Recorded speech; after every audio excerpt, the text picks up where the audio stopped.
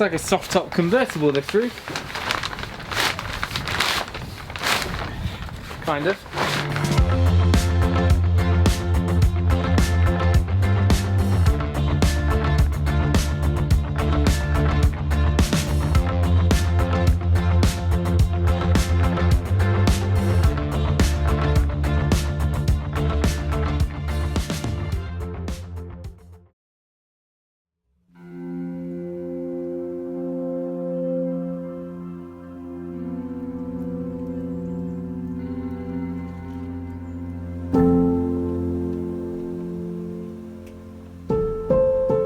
Hi, welcome back to the garage conversion. If you've been following along, you'll know that I've been trusting the weather quite a bit the last few days, and it decided to take a turn this morning. And whilst I was out on a photo shoot, it turned out that it was going to have a torrential downpour. Everything's wet, from power tools, appliances, freezers, everything. Bad times, but the sun's out now. It's meant to be dry for the weekend, so let's see if we can get a roof on.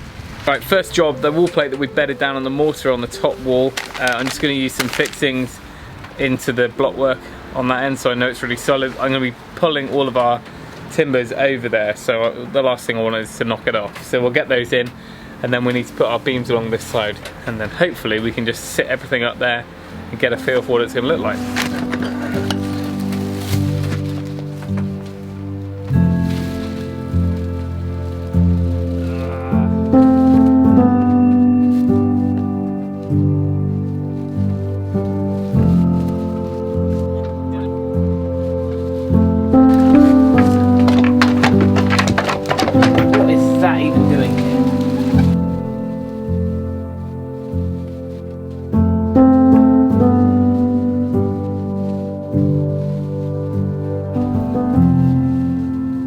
I tell you what, if one of you starts moaning that I should have put a temporary roof over here, I am aware.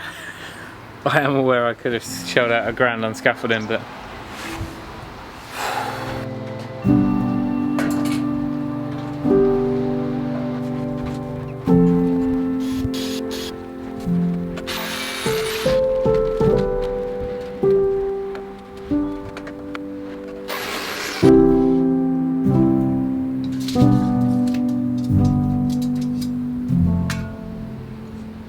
right, that's the other side strapped down. I now need to build up my little bit of stud wall or supporting stud at the other end. So there'll be 3 piers, concrete piers, and the last one will be stud. Simply because it's got a really good foundation that end.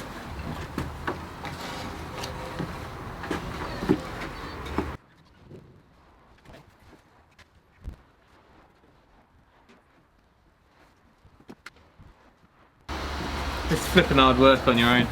I'm getting a bit fed up.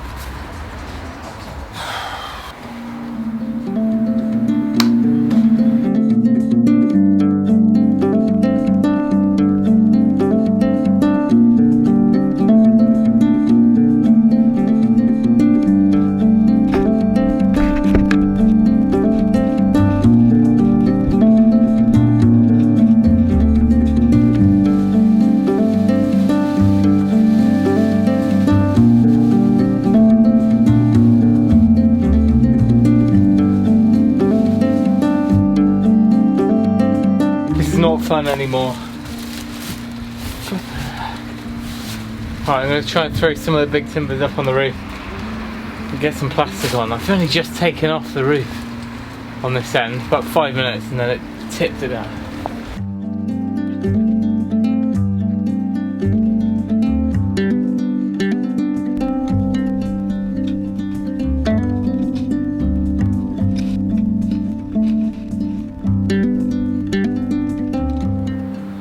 I was a little bit flustered back then. I do apologise if I was mouthing anything I shouldn't have.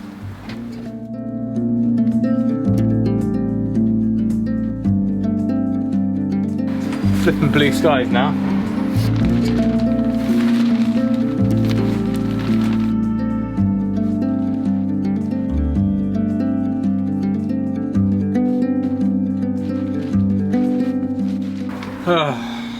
Well, I'm hoping that as we're away tomorrow, this will start to dry out now. but I do need to put quite a few more timbers on top of this to keep it weighed down. Last thing I want is it taking off. Right, welcome back. I can't quite remember where we got to last time, but apart from being soaked by the rain, I'm going to carry on and get the beams along this side done, so that the next stage will be to get all of the roof rafters put in. It is bitter today. We really did luck out with that weather last week. I now remember where we got to. We need to fix down that plate on top of the wall better. I was lacking long enough SDS for the frame fixings I was going to use. I'm just going to use concrete screws now. It's much more straightforward, and this should be plenty long enough. So one of our first jobs is to get these beams up, which are here ready to cut. I'm going to double them up, nail them together, sister them together. It's not actually necessary, but it just gives a bit more bearing for our joists.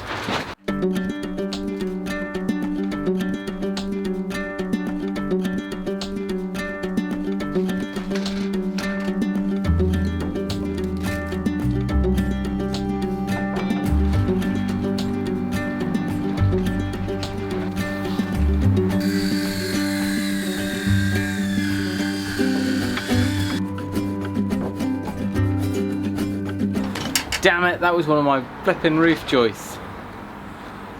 That was an 8x2. It's not a good start.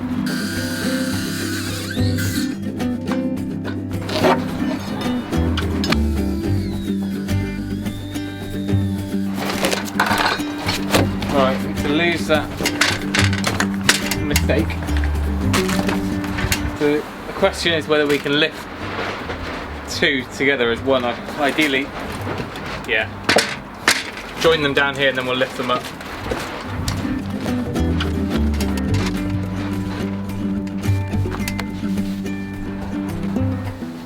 The most important thing is, because I'm going to sit them directly, the joists will be sat directly on this. We want the top to be flat. The bottom I'll probably bed on a little bit of mortar anyway. Right, I think I'm just going to nail all the way down here. Don't know what that, I've only got 90mm nails. Just won't get away with it.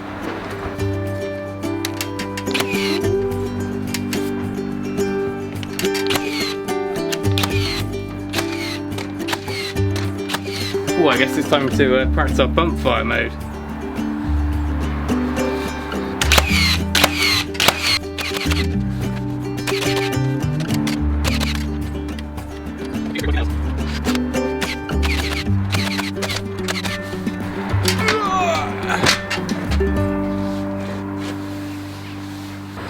But you're all thinking this would be a lot easier with scaffolding and 3 blokes working with you.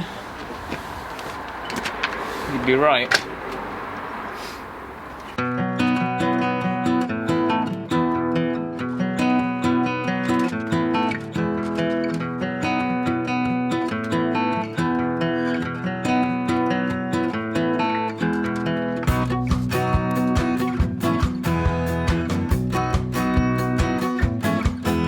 Right, one beam done.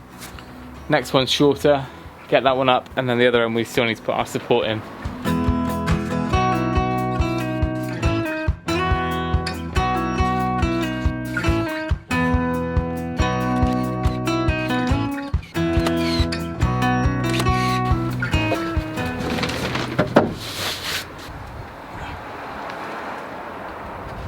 Toasted fruit loaf. She definitely puts the couple in restoration couple, even if she's hiding most of the time.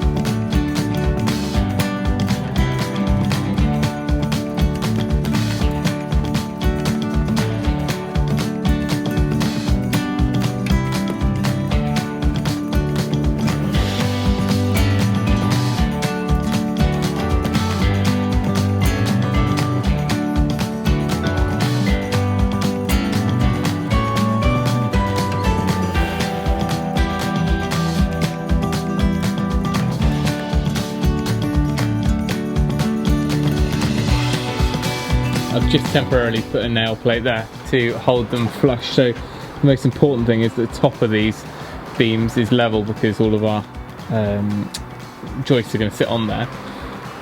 So that's all I've done that plate for. I will put one in the end.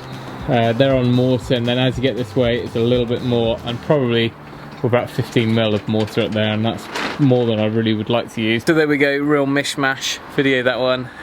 The plate up there is all secured down. I've ended up doing that with concrete bolts, concrete screws, and a couple of frame fixings at the other end.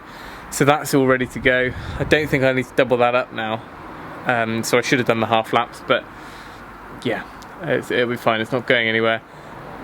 This side is all level. I have no idea what the fall's going to be like, but I don't want to risk sitting any weight on here yet. I'll let that sit overnight, and then we can see what our fall is. It's going to be more than I'd hoped for. I was hoping for, I can't remember what it was now, 2% gradient, whatever that equates to, but now it's actually going to drop, I think, a whole block, so it will have a 9-inch or a 215 drop over the 4 meters. So hey, I've only got about 5 minutes to try and make this place watertight so it can survive the night, and then hopefully by tomorrow we'll at least have the timbers up, if not even some of the decking, the OSB. So that's it. I hope you found that useful. Probably didn't. Probably learnt a lot of things you shouldn't be doing. But anyway, thanks for watching. Remember, if you can, do it yourself. And we'll see you next time. Oh, I tell you what we should do. We should probably climb up on the garden wall and see how straight we're looking, because it's all well and good being level, but they need to be straight.